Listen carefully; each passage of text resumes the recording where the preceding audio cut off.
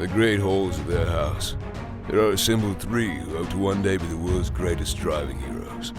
Created from the cosmic legends of the universe comes our team captain, the Vision Bill Fisher. Their soon-to-be Wonder Woman, Vicky Fisher. Our Captain Marvel and head flight trainee, Jennifer Skripchuk. And our Batman, master of tools, gadgets, and all things mechanical. Our mild-mannered soon-to-be billionaire, Alan Danvers. Their mission? To fight injustice, share what is right and wrong, to get you out of your house and come out racing with them, and serve all mankind. They are the Garage Heroes in Training Team. Welcome to the Garage Heroes in Training Podcast. I'm going to be one of the hosts for this episode. My name is Vicky. Who else is hosting? I'm Bill. I'm sorry. Oh, wait. We got that backwards this time. Yeah, we did. It's all right. fine. Well, we have a guest. We have a guest who has the, I think, the most unique invitation to coming on the podcast the first time. He was called while we were already recording live by his, we'll use friend in quotes, Johnny C. on the Aero podcast. And he is the director of marketing and digital assets at the GrassRoots Motorsports. That's an awesome magazine and an even better website. And returning for his own episode, we have Tom Suddard. Welcome to the podcast, Tom. Hey, thanks for having me. Yeah, it's nice to have more than 10 minutes of notice this time. That's right. Yeah. Should we call Johnny and just screw him up like he did to you? Or? You know, I thought about it, but then I realized that it's he's finishing up his week right now because he does. They don't work on Fridays. They build race cars then. Mm-hmm. So I didn't want to get him too angry at me. You know, I figured I'd let him get some orders out the door. Very well. I guess we'll be nice to him. We'll get him in the next time, though. Perfect. Hey, Tom, could you give us just a little bit of background about you, whether professional or family? Tell us a little bit sure. about yourself. Yeah, fair enough. So I've kind of been in this world my whole life. My parents started GrassRoots Motorsports back in 1984, and then had me about a decade later there. And so I grew up in the business, in the world. Autocrossing. It was funny. It was a kid learning how to autocross, learning how to build race cars, learning how to make a magazine and print and all that kind of stuff. So it's been an interesting journey, but I wouldn't trade it for the world. It's been a ton of fun. And these days, happily married. My wife, Nicole, works in the family business with us. So does my brother-in-law, Chris. My sister's there. We're not some big corporate conglomerate or something like that. We're just a little family company writing about what we love to do every day. Getting into a little bit of trouble that looks like a ton of fun, though. That's okay. Yeah, exactly. So, in case people missed the earlier episode or aren't familiar with you, you have some, I would go with wide-ranging driving experience, perhaps racing experience. Would you care to summarize where you've gone and where you've been and what were you thinking? Yeah, that's where do I start? So exactly. I guess I'll start with my dad dragged home a little go-kart when I was maybe 6 years old or so, just a swap meet find, horrible, nasty steel yard cart kind of thing. And there's family photos in the scrapbook of like the big 2-foot tall berms I'd worn every single spot in the yard because I laid out a racetrack and just kept doing laps and laps and laps in it. So that morphed into an actual racing cart and about a decade of autocross until I got my driver's license, and then just started playing with cars and kind of did some autocross, did some other kind of racing, and finally kind of landed in endurance racing. Just a ton of fun. I love the challenge of it. I love that, you don't just get a 20-minute session. It's time to come in. And that's kind of where I've been spending most of my time and energy since. Although I do have a time trials build in the middle of, I'm in process of finishing now too. But so endurance racing is kind of my home lately. Yeah, I kind of look at it as bang for your buck. Exactly. And the camaraderie and having your whole team with you, you don't really get that anywhere else. No, so what kind of cars are you into now? Everything. So I have a 350Z with an LS1 in it. I have an early Miata with an LFX in it, which is the direct injected V6 out of a late model Camaro. Mm-hmm. I've got an old Triumph Spitfire that's mostly stock. let's see, an Isuzu Trooper set up for kind of camping and overlanding, that kind of thing. Is the Fox? My wife has an 85 MR2 set up for autocross that I play with some. Did you say the Fox? Is the Fox still in the building, or is the Fox left No, owning the Fox was like owning a boat. The best days of your life were when you buy it and when you sell it. And the Fox is tormenting a new owner now, fortunately. So you've had both good days. Exactly. Yeah. There's a name for them. It's always better to borrow a friend's Fox. Yeah, it's called the car of bitterness and regret. Yeah. And on the bright side, as soon as we sold it, the new team swapped a new engine in, got it up and running, and then immediately failed at their first event and put it on the trailer early. So I think I made the right decision there, getting rid of that one. It was dual wing though, so much like the twin wing Fox. It lives on. We added some phone cases to our online store that have the beautiful dual wing Fox photoshopped in outer space, and that's plenty of Fox for me. I don't need any more. So you've done a lot of endurance racing, and it sounds like time trials are coming.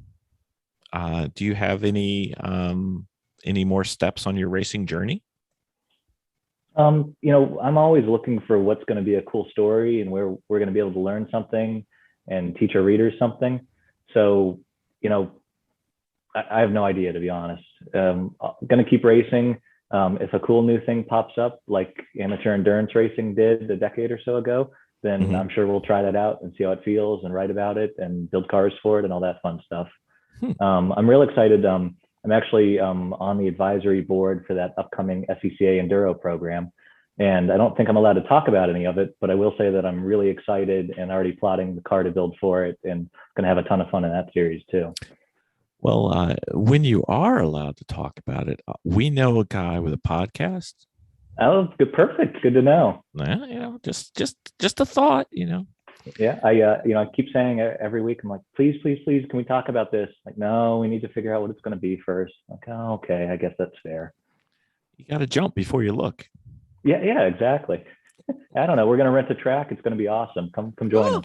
Oh, yes, please. So, when it comes to track racing, what is your primary position in the team, roughly? Driver, pit manager. I mean, what do you get blamed for? Other than driving, we all fit into a role. What is your role? Right. I don't have one clean word that describes it, but internally we call it the project car daddy. Every car needs a parent. So, one person that's responsible for the car, for planning what it's going to do, for helping it get there, for getting it to the track, that sort of thing. And that's kind of my role on the team. And then, at the track, I'm not actually the crew chief. We have somebody named Wayne who does that for us. And just because he's better at it, he's good at planning race strategy and planning how the race is going to go and keeping us all on track. So, maybe team owner is the way to describe it, although I don't know if that's the right term, but, we just call them project car parents at the GrassRoots, and that seems to work pretty well. I think all our drivers need parents at the race, but that's a different episode. Yeah. Do you have anything coming up for the end of 2021 or going into 2022 on your schedule? I haven't pinned anything down yet, aside from a couple test days at the firm.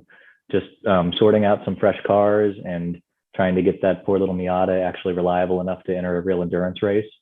And it's been interesting. After a year and a half of not going anywhere or doing anything, suddenly every single weekend I'm out somewhere again, because every single event has been packed into this fall. So it's been wild. Sure. Tons of fun. I figured, would you taking advantage of your temperature down there, because you get the little bit longer racing season than we do up here in Pennsylvania. So yeah, it's a blessing and a curse, because you never really get any downtime to finish your cars. It's kind of, everything kind of blurs together, because you can build cars in the middle of the summer and then race in the winter. True. So since you've been kind of on the track for quite a while, so it seems, you grew up with this, do you have a philosophy when you're out on the track that you encourage other people, that you pass on your knowledge for? I'm young. I don't think I have any amazing, great wisdom or anything like that. I and I'm also really competitive, so Ah, it's you know, I guess what I would pass on is always have a goal when you buckle yourself into the car. I Oh, I like. usually like to try and win, but Mhm. that's not the only goal. I mean, mm, there's having fun, there's keeping the car together. Sure. Sometimes you can do more than one at once, but a lot of times those three things can kind of be mutually exclusive. So yeah, all I'll say is always know what you're setting out to do when you go out on grid, and just keep that in mind. And if you're going to win, that's going to inform your decisions a little differently than if you're trying to keep the car together or just trying to have fun. those are good words of wisdom. You know what? You know what I was thinking was a great philosophy that he might have. I was thinking, read every issue of GrassRoots Motorsports magazine. Just Hey, I do love the shameless self-promotion. So that's goal number 4 every time you get in the car. absolutely, absolutely. Don't read it while you're racing, though. That's a bad spot. Once you've paid for the copy, you can read it wherever. Okay, very well. Don't do what he says, people. Don't do it. So it seems like you basically started running race cars before you could almost start walking. So, which is fantastic and quite jealous. But what do you think is, a lot of the racing community, and what do you think is one of the things that stops people from getting out to the track their first time? That's not what they should let them hold them back. I would say, do you mean getting out to the track on your feet or in a car driving, or both? Driving. It's participating. Okay. It's this sport still isn't as cost, or this sport still requires more time, money, and knowledge, even at its most entry level, than I think it would in a perfect world. Mm-hmm. I don't have any amazing ideas for how to fix that, aside from what we've been trying to write about for more than 30 years now. But it's just, even people are scared to hurt their cars they have to drive to work in, which means that even in autocross, where you can run a stock car with 0 modifications for 30 or 40 bucks of an entry fee, can be a little intimidating. And getting into any kind of wheel-to-wheel or road racing, HPDE has never been more accessible. It's never been cheaper. There's never been more tracks offering programs like that. But there's always that fear of, what if I hurt the car I drive to work in? Yep. So, that's a real fear. Absolutely. I have 10 cars and I work at home. I'm pretty sure I'm going to be okay no matter what I do on track, but most people don't have that luxury. And I know there's a lot of, Haggerty has a bunch of track day insurance products now too. There's a couple other companies offering that as well. And my hope, I think it's too new to really say whether it works or not, but my hope is that by selling insurance to, your daily driven Miata, hopefully more people are getting on track and doing fun things with their cars. Sure. Absolutely. So in your whole racing experience, I mean, before we get on to the more detailed questions of your I've got questions. You're into, I know. Do you have any good stories to share? Say, for instance, like the good, the bad, the ugly, because we always do the good, the bad, the ugly. So give me stories. You're good, and then you're bad, and then you're ugly. You're just like, that went so wrong, yet so right. Yet it's such a great story. Yeah, it was really bad, but it will be funny someday. Yeah. Okay. Well, let me take a stab at this. So we had a lot of dumb luck. My first real wheel-to-wheel experience was in the 24 hours of Lemons, and we just had so much luck our first 2 or 3 races. I mean, we brought no spares, we brought no real tools, we had no plan. We barely, we prepped the car like we were going to an autocross, not like we were going to a Lemons event. I welded a cage in, that was it. And it worked out great for 2 or 3 races. And then we kind of realized that we were doing it wrong when, I don't remember the exact order of operations, but I blew up one engine. No, we blew an engine at Sebring. And then one more try here. Blew an engine at Daytona, put a bottle of head gasket repair into it, which didn't fix it. So then we put a fresh race engine in. Then we blew that engine at Sebring because all the head gasket repair had gotten into the radiator and clogged it, and we didn't think to check. So that's 2 engines down. Then we put a third engine in, and then I blew that up because the oil feed line for the turbo popped up driving around town trying to test a tune or something.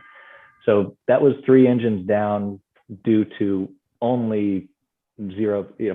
The only reason we killed 3 engines was poor planning, poor checklist management, not thinking things through, not looking one step beyond the immediate task we were doing. And 3 Miata engines in a 6-month period and no successful events in between them. That was kind of a wake-up call and made me start thinking about maybe taking endurance racing a little more seriously. So the fun of having you on the podcast is you literally have written so many articles. I have thousands of questions, and Vicky's made me down select from one of the many ones. And since it goes straight from your story, one of the ones we were going to get into, which is available at the GrassRootsMotorsports.com website. Hey, look at that. I love it. Yeah, I know how this butter is buttered here. We've got you covered. One of them is 10 lessons to keep your racing effort disciplined. Yeah. I wish I could say I phoned that one in and guesstimated all those. I think it's not a matter of if you'll learn these lessons, it's just when. And having somebody else feel the pain is always preferred as opposed to actually living the pain, even though the stories are much better. But we're out there to have a good time. And I think the first one that you went over was the one that really bites you at the track was to never assume anything. Yeah. That never assume anything covers a lot of ground and works a bunch of stuff into there. But basically, there are so many unknowns when you're playing with a car, especially when you're putting a car through abuse, like racing, especially endurance racing. Mm-hmm. And you start to realize that every single part of it and every single process, everything degrades over time. You can take certain things as and assume they're okay if you're doing an autocross, and especially if you're driving around in the street or something. Mm-hmm. Ball joints, radiator hoses, all that kind of stuff. It's probably not going to fail ever during the lifespan of the car. And if it does fail, it's not that big of a deal. And the stakes get ratcheted up so high when you're endurance racing, and the timelines that everything degrades gets sped up so fast that we got to the point where we basically had to make a list and just check every single thing on the car every single time. Mm-hmm. So never assume anything is kind of where we landed there.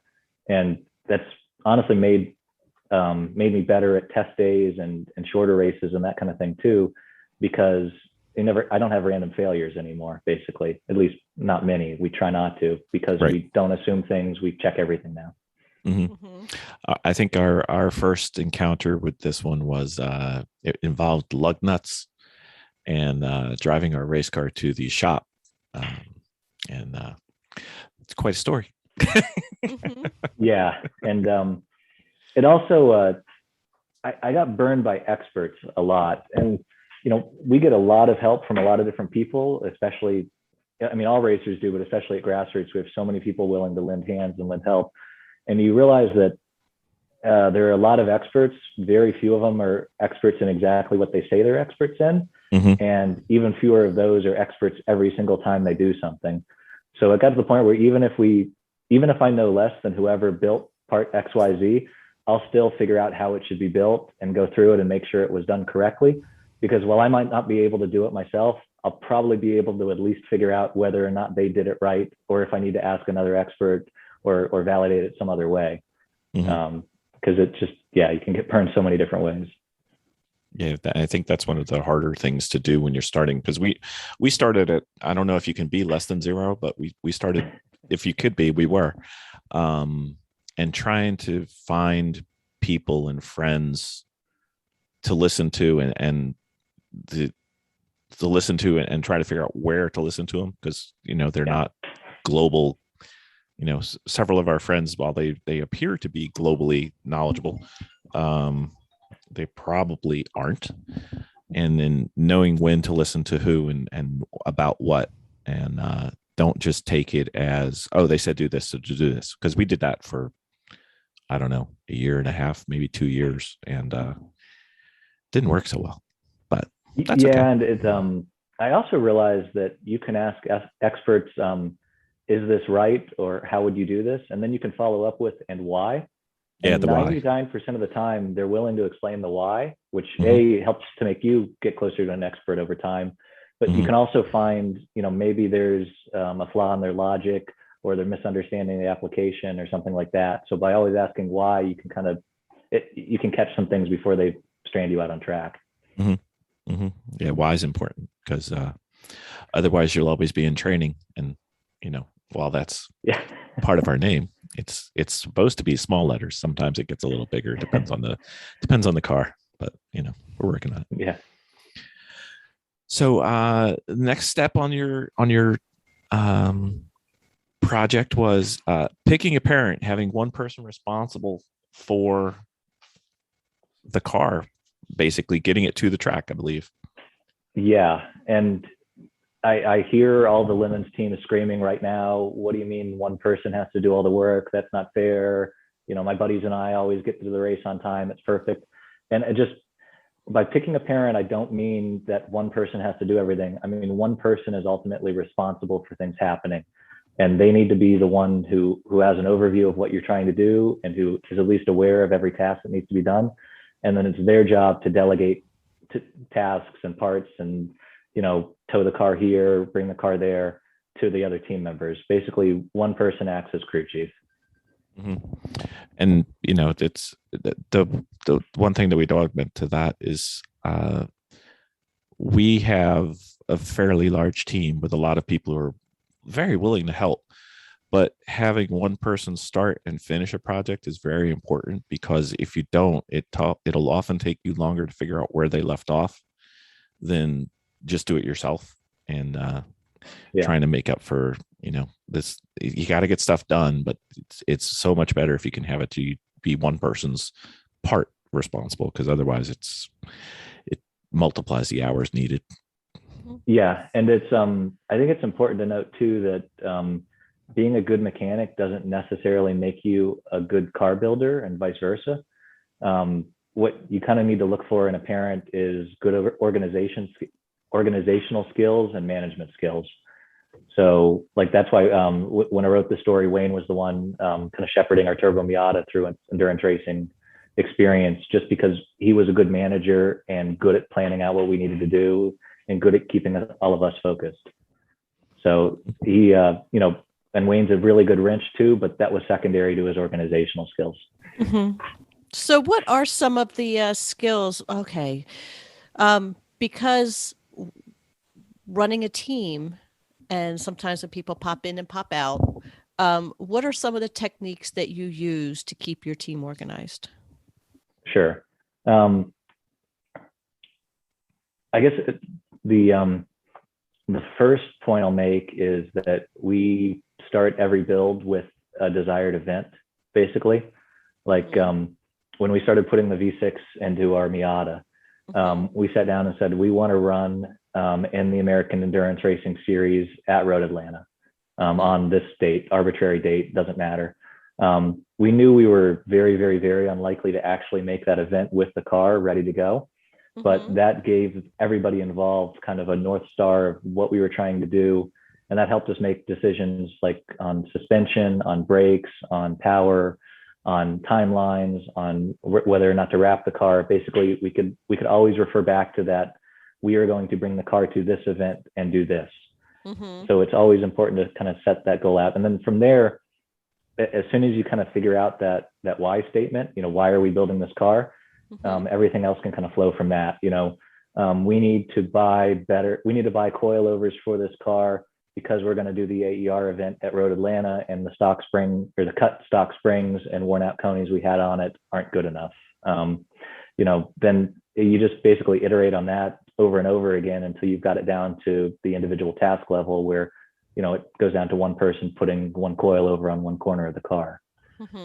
And it, I guess it helps to draw it out on paper, or at least make a list and then add sub items to the list. But it's, just kind of taking the time to think through what you're going to do before you just go into the garage and start working on the car is huge. And it saves you a bunch of time in the garage too. Yes, it does. Yeah, we've discovered in our instance, because people were hubbing out of our garage, that sometimes the left hand didn't know what the right hand was doing.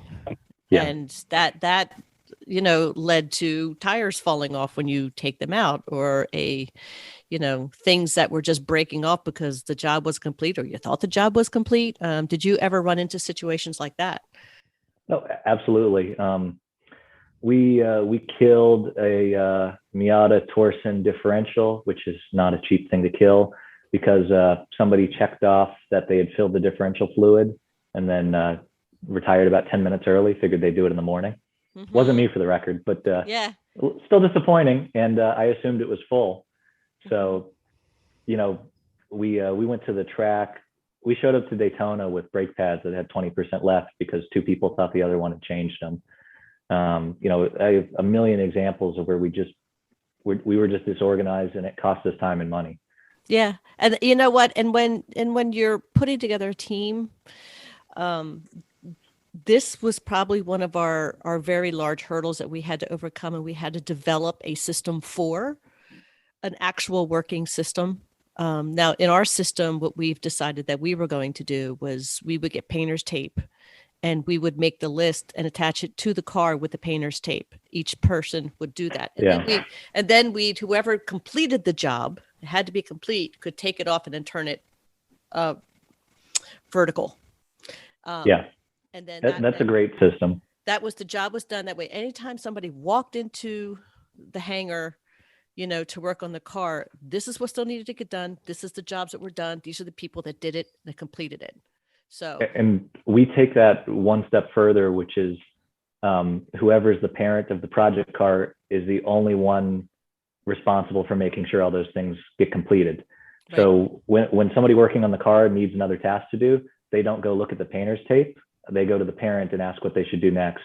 Or they'll go to the parent and say, I noticed painter's tape XYZ needs to be done. How about I do that next? Right. And by basically keeping that one person as the hub of everything, it lets you avoid, it lets you avoid conflicts or wrong parts and all kinds of stuff. Yeah, it's a big help.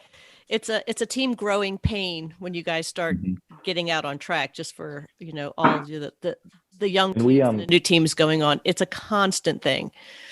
And the flip side of that is you need to, you got to watch out. There's a lot of egos in racing. I mean, it's a competitive sport. It's right. Since when? And you need to turn off all but one of those egos when you're putting your team together and working on the car and planning it. One person needs to run it, and the others need to be responsible for checking off boxes, not for planning an amazing future for the race effort. Right. And I mean, it's okay for the team to take turns, and maybe everybody does one season or that kind of thing, but you definitely need to make it so one person's running things. So let's go on to the importance of all your spare parts, and which ones do you take to the track, and how do you manage with all that?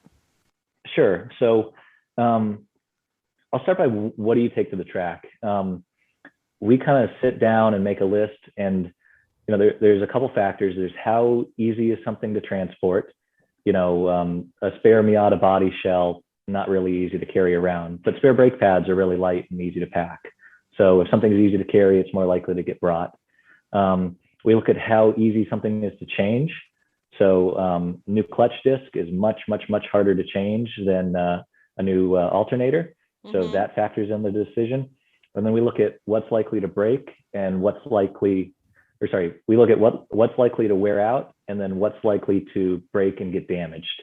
And I wish I could say we have an amazing algorithm that sorts through these four factors and figures out what to bring, but a lot of it is gut instinct, but consciously thinking about what we're going to break. So, your car.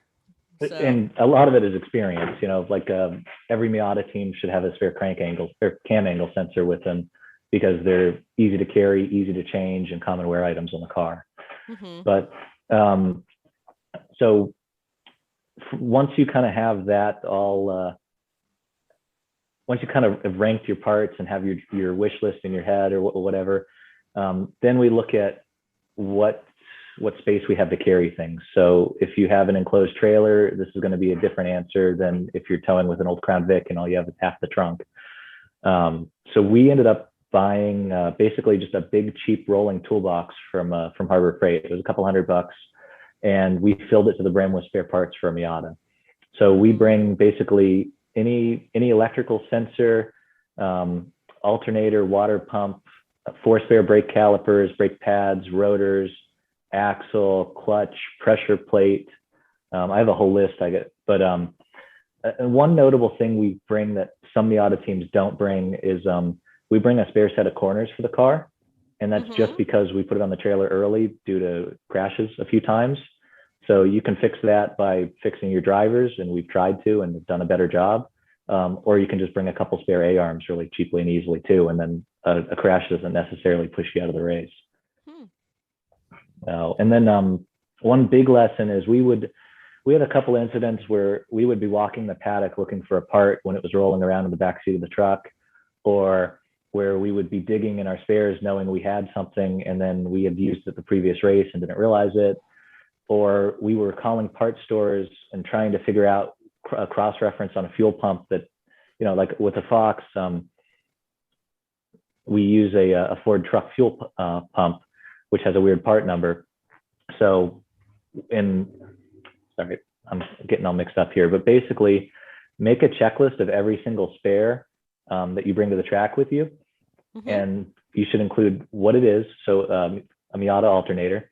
You should include where it is. So bottom right drawer of the black toolbox.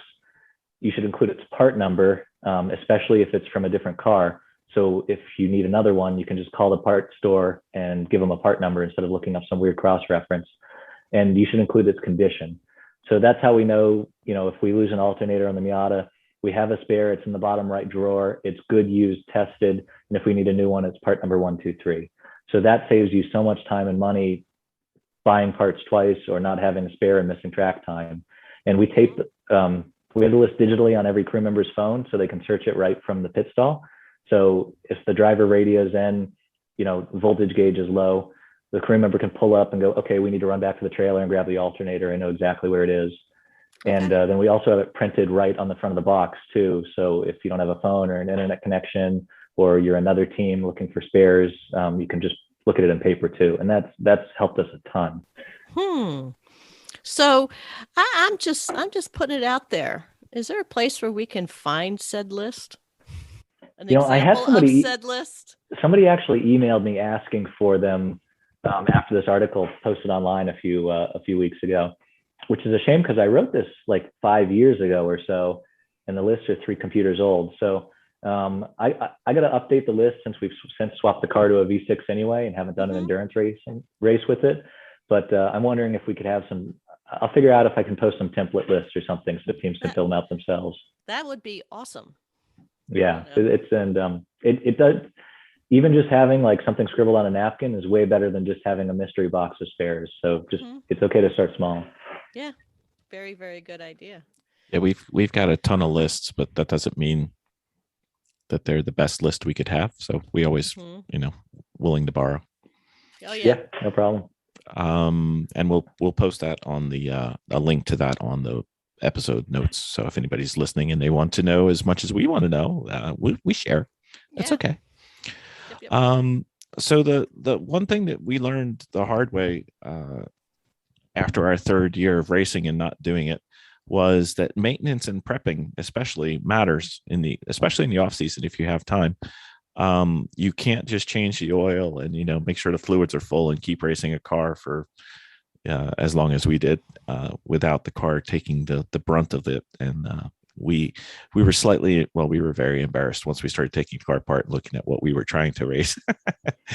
So maintenance, prep, it's a big deal. Yeah, and maintenance is so huge, especially you start to think about every single metal on your car has a fatigue life. And they're designed to drive down the highway on the way to work every day, not to bash off curbs on a racetrack for 20 hours. So we put the car up on the lift, pull all the wheels off, and nut and bolt every single part now after every race. Just to the point where we started to find safety issues, tie rods, that sort of thing. Mhm. And I'm terrified to go out without doing it now. Yeah, and it's a really good practice, and if you can prepare the car to race as opposed to prepare the car to race, and you'll fix it later, you'll get a lot more racing in. Yeah, and like when I was getting our LS Swap 350Z ready to go to its first test day, we're building it into a ET2 car for NASA. I replaced every single consumable in the suspension before even doing any modifications. All new ball joints, tie rods, wheel bearings, all that kind of stuff. And it totaled up about $1,000 buying name brand parts. And you could say that I wasted $1,000 that I could have put towards modifications or track time, replacing things that didn't need to be replaced. Or you could say that I can pretty much guarantee I'm not going to die when the wheel comes off it at Road Atlanta. And I'm probably not going to lose a $1,500 entry fee because of a stupid failure. And I can keep all the good used parts for the spares box. So I'm a big fan of preventative maintenance. Mm-hmm. Mm-hmm. And I think we've covered it a couple of times already, but we use a ton of checklists. NASA uses checklists. You guys have checklists. We're gonna have a checklist party at one point, and a shared checklist. So don't be afraid to. You can't work from your memory. There's too many things going on. There's a lot of moving parts, especially when you're on the track. Yeah, and at the races, there's so much going on. And if you're not doing your pit stops with a checklist and with somebody calling out the items on it, then you're probably leaving time on the table there too. Mm-hmm. I mean, every pit stop isn't a pit stop. It's 10 distinct tasks that have to happen in a certain order. So make a checklist to practice in the yard, and then have somebody in charge of looking at the checklist and yelling at the team to follow it when they're over the wall on track too. See, I'm supposed to yell at you, Vicky. Ah. Oh, and it's not yelling when you're at the track and the stopwatch is clicking. It is immediate, concise communication. Loudly. I'm not yelling. It's the other cars that are really loud. Exactly. Yeah. That's right. So one of the things that probably we could go into and have a separate episode on from this article is you've got one section that says testing means testing. I think the implication that people may not be testing correctly is astute and conservative, because most of the time testing that we see is people doing laps and not really testing. So you can feel free to jump on the soapbox for this one. Yeah, and this comes from a lot of hard-earned experience. Back in high school, I was a big fan of science. I took 2 or 3 of them at a time, as much as I could get. I loved doing experiments. I love designing experiments. And most people forget about the scientific method when they go to the test day for some reason. I mean, your goal isn't to put laps on the car. Maybe it is if you're just doing a general will the car do laps test. But if the question you're trying to answer is will the car overheat at Daytona, then you're not actually trying to test if it'll do laps at the test day. You're trying to test if it will overheat during sustained high RPM, low throttle conditions. So you have to design a test for that. And whether or not the test track has the facility for you to do that, I don't know. But you have to start looking at every issue you have as an experiment you need to run at the venue of the test day, not just you have to do a test day, and so it might mean that you ride the brakes the whole time and brake way early because you're trying to test for brake fade. It might mean you block off the radiator some if you're trying to really stress the cooling system and it's a cool day. I mean, there's all kinds of tricks you can play, but you have to look at this as designing an experiment and trying to produce data from it that then you can then analyze, not just, well, I did laps for an hour, I'll be good to go. Mm-hmm. And then I guess somewhat complementary to that, the next section was make sure you put in the time off track. Yeah, it's this is a lot of time to go racing. And every time I think I've realized how much it takes, so there's a whole new tier and you can spend way more time on it. Mm-hmm. And you go to the SCCA runoffs or the NASA Nats, or even look at a Fast Lemons team, and they're probably not cheating. I mean, sure, a lot of them are, but What? In racing? Right. But, cheating probably only gets you a couple percentage points, and cubic hours and knowing every single part of your car and just putting in so much time into it is worth way more time on track than cheating will get you. Well, not to mention it destroys your sense of community. Right. It really does. Yeah. So, we kept trying to find shortcuts early on when we were starting endurance racing, and a lot of times they worked, but we were leaving so much time and durability and everything on the table. And at this point, if you get, like, I'm of the mindset that if you get to a point where you don't have time to do what you're trying to do, you might need to refocus your effort and do a different series, race a different car, do half the number of events, but do them well. Because I use the example of spending a couple of days straight cutting springs on our Miata to corner weight the car because we weren't allowed to run adjustable height spring perches. That's a fun little anecdote and made the car faster. But I've seen a lot of teams that are cutting corners on safety because they're not putting the time in, and that's when it really, you need to think about what your goals are and whether or not they're achievable with how much time you have to spend on the race effort. Mm-hmm. Yeah, we don't cut any safety items, either expense, time. Well, let me rephrase that. We don't cut any that we know about. This is true. We've made mistakes, but we're working our way through, getting a little better. Yeah. And so, gauges now. Gauges. How about while using them, how do they help with your driving? I mean, do you have any other specific ones in the standards? I guess what would be the standard, maybe? Yeah, so I don't like to go out on track without oil pressure, water temp, and tach. The tach isn't that important, but when you have multiple drivers, it's a really good way to communicate information.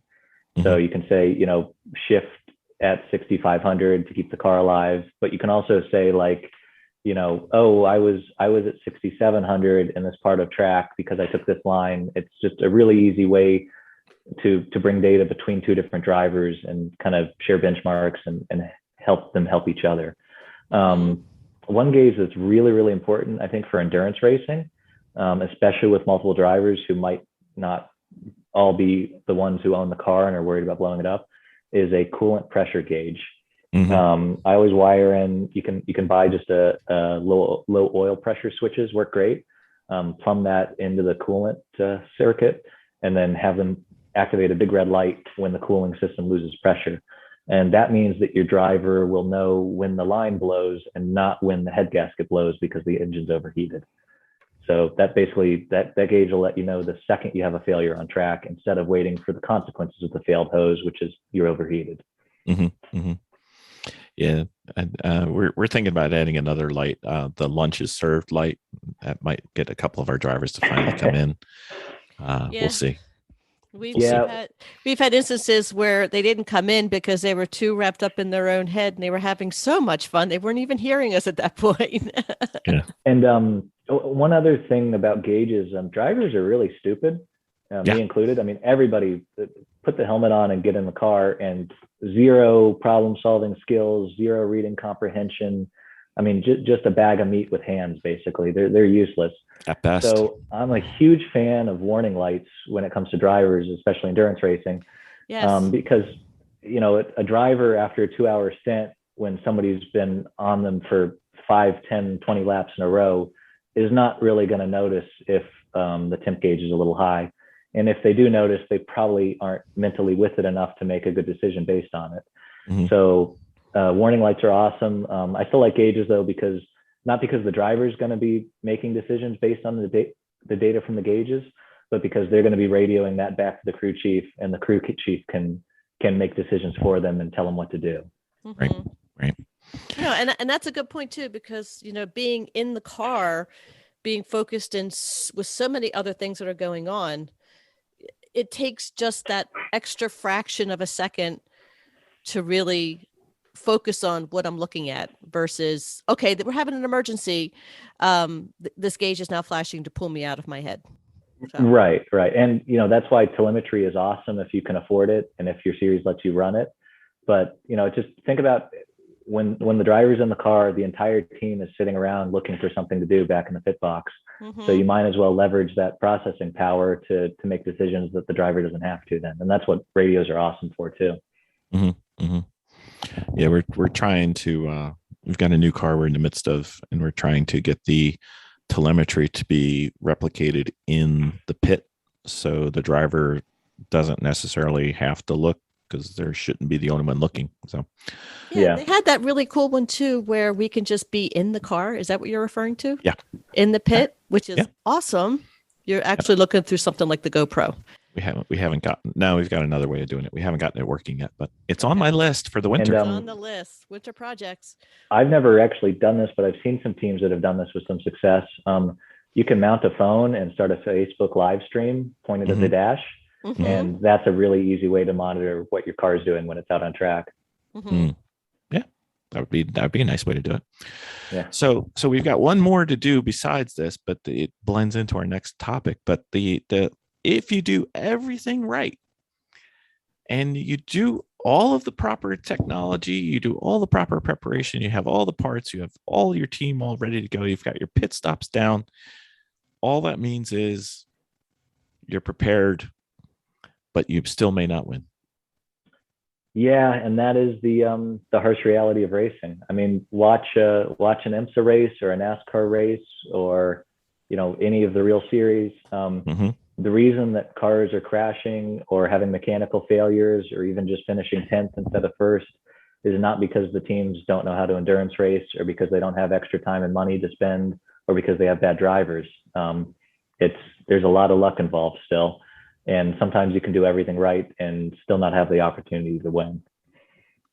I think our sister team puts it as all it does is give you a ticket to the lottery, Exactly. Yeah.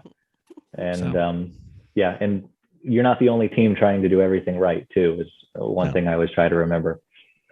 I always feel better when I look at the budget for our team versus the budget for NASCAR and realize that they're wasting a lot more money than we are and still having trouble. So it's not just us. So what about the importance of appearance? Yes. Oh, yeah. There's a lot of ugly cars in the world, and having a nice looking car gets it treated with a little bit more respect on all sides. I wish I could say I had reams of data to back this up, but I'd bet money that a pretty car is more likely to pass tech, less likely to get hit on track, more likely to be treated well by people working on it. Just, we raced ugly cars for a long time, and then we started making our cars look better and realized that it kind of changed the tone of the whole effort on several levels. It's probably helpful if you manage to luck yourself into a sponsorship of some type to also have a car that represents a sponsor a little better than, Yeah. And that's, I'm really fortunate that being with GrassRoots Motorsports and having so many partners, I don't really have to go out and chase sponsorship like some of the smaller teams do. But I get sponsorship requests every week from teams, and it is amazing what some people will use. I'll get pictures that look like a demo derby car, and they'll say, you're missing out on this opportunity to have your brand represented. And, I know that it's tough to wrap the car with a sponsor before you have the sponsorship, but at least have a shiny straight car or a different livery on it, or a good Photoshop of what the car will look like if you're trying to ask people for money and saying you're going to represent them to the rest of the world. Yeah, that would do. So how about if we go into about how to wrap your car? Pay somebody. Yeah. Oh. Yeah, there's that. Have you done any wrapping yourself? Yeah, Has it been successful? I wrapped my 350Z earlier this year with a kit from That's a Wrap Shop. And I got to say, the kit was awesome. Got a cool livery out of it, showed up in a big tube, had the tools and some instructions that basically said slap it on. And I had wrapped some things before. I've wrapped a few truck tailgates. I'm too cheap to buy a new tailgate every time somebody backs something into something. So I buy the wrong color ones and wrap them. But wrapping is, I can't figure out how to not make it take cubic hours. I mean, I think I have 40 hours of labor into wrapping my 350Z, and it looks nice and it's done well, but that's a lot of time and I have a job. Right. And so it's absolutely possible to wrap your car on the cheap, but the first one you do, you're gonna waste some material. And as soon as you make any sort of, as soon as you make $2 an hour, it probably pays to just pay somebody who does that for a living to have your car wrapped. Mm-hmm. But it is doable. It is doable. So when you were doing your actual livery, did they help you design a livery for it, or was it like a pre-packed livery? Yeah. So basically, I kicked some ideas around back and forth. Like, hey, 350Zs have an ugly rear end. Let's do a darker color in the back and maybe some stripes as a transition. And then they took it from there and sent me what's on the car now. Mm-hmm. Mm-hmm. So, yeah. And then livery design, I wish I could say I had all the answers there, but I'm not a graphic designer and never claimed to be. So it's always, and graphic designers are all starving. So it's pretty cheap to just have one of them help you if you don't have somebody else that can do it. Mm-hmm. Yeah, we've most of our work has been done involving paint to this point. We even tried the spray on paint dip. That was we terrible. tried that one. That was too. absolutely terrible. It looked good for about 10 minutes, and then all the fingerprints started showing up. Yeah. We had a theory when we tried that. It was like, okay, well, if we got to rattle can this car anyway, this was our very first car. So we figured, why we got to rattle can this car anyway? Why don't we just do it with that, with the spray Diplo? Is that what it's called? So Plastic Dip is one of those. If we're bored with it, we could just peel it off and do it again. And we're just like, oh, what a big mistake that was. What a hot mess. Never do that again. Yes, especially since we painted it out in our front yard, and it was probably the wettest summer we ever had. And race tires aren't very good in mud. Yeah, no, we had to pull it out. It was funny. It took us a long time to pull it out. The yard looked fantastic as we were pulling it across the grass, which turned into mud streaks. But anyway, to make a race car look good on the cheap, I probably wouldn't do wrap unless I needed to have a livery. If you just want your car shiny and straight, we did a cool story on painting our Volkswagen Fox for about $200. Mm-hmm. And it's just time. There's no secrets in paint work, especially backyard single stage paint work. And you can get a real good paint job with, I think we spent 2 weekends and $200 in materials on it. And that car looked pretty darn good and held up fairly well too. Mm-hmm. Mm-hmm. Well, we followed that article a couple times, and it's turned out well for us as well. So we do have this delusion of grandeur, and you wrote an article on it. See, if you didn't write so many articles, we wouldn't have so many questions. I don't even remember writing that one. Jeez. So you wrote one on wiring and taking your harness and trimming it down. And we were wondering if we could go into that just a little bit. And then would that be a better plan than just rewiring the whole thing and only using what we need? And are we crazy? Sure. So yeah, this was on a 350Z project. And basically when we swapped the car up at the LOJ conversion shop, they have a plug and play harness that the LS plugged right into the 350Z body harness, and they were immediately best friends, and it was happily ever after. The only issue is a 350Z body harness runs heated seats and runs a radio and automatic climate control and map lights and cruise control and a fuel mileage meter and all kinds of other stuff. So, okay, throw the body harness away, no problem. Well, it also runs the ABS. And I like ABS. I think it's a good thing on several levels. So I had to cut down the harness. And in that case, I chose not to rewire the car because I figured out that all my wire lengths were already, basically the wires I needed to keep were already the right length, that I could kind of massage it a little differently into the car, Mhm. and it would all work fine. And that and not rewiring the car saves so much time and effort. It's way easier to cut down a harness than to build one from scratch. But if I was going to rewire a car, I would only do that basically when either the existing harness won't work, either it's laid out wrong or things are in the wrong spot or something like that, or if you're radically changing the electrical demands of the car versus the stock harness. So, you know, if you swapped a carbureted engine and some mechanical gauges into your new Taurus, then it probably makes sense to just rewire it. But if you're trying to keep a lot of the stock features, then there's no reason to. So having lived through this, which from all external perspectives looks like a nightmare, do you have any tips on what to do or what not to do when you're cutting your harness down? Oh, this is such a sketchy area for me. So learning how to read a wire, you got to learn how to read a wiring diagram, period. And you need a wiring diagram. If you're combining two harnesses, that means you need a full wiring diagram from each car, you know, from each of the harnesses.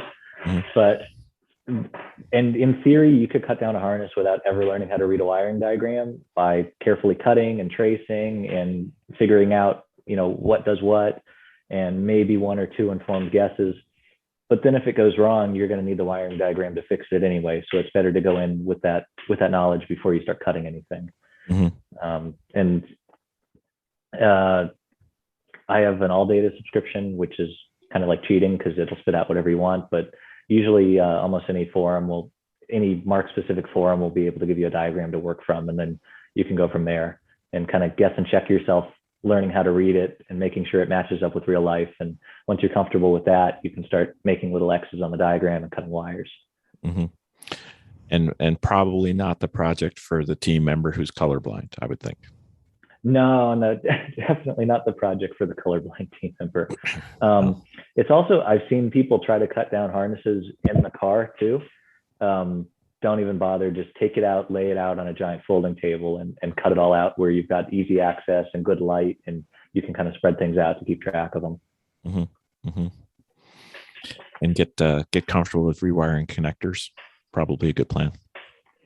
Yeah, although actually, I think I had maybe 2 or 3 splices in the whole 350Z harness. I got real lucky on length. And I moved the fuse box from the driver's footwell to the tunnel too. So, I mean, sometimes it just works out and you get lucky. So waiting for that time.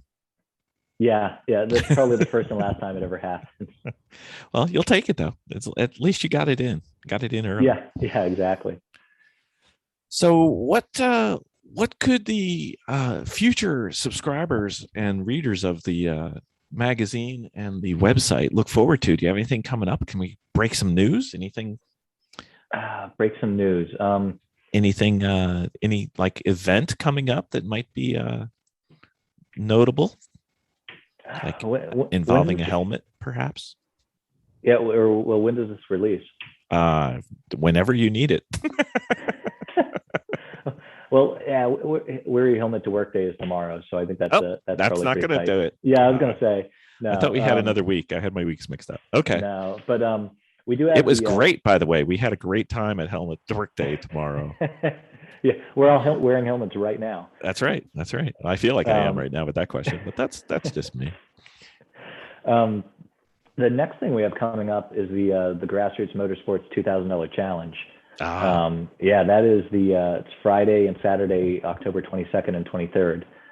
That should be a ton of fun. And we're out, new for this year, we're allowing spectators back, thanks to COVID cases going down a little bit at least.